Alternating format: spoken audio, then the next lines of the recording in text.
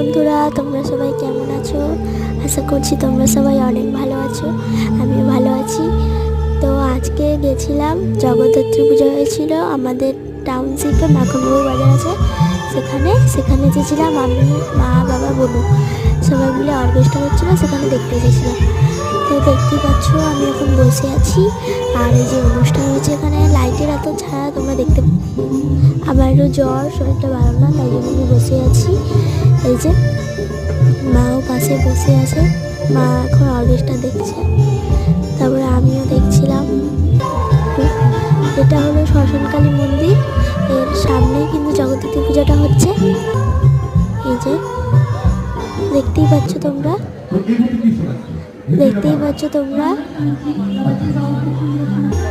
আর এই দেখো আমার বোন বাড়ির থেকে একটা বেলুন কিনে নিয়ে এসছে। আজকের মতো বাই।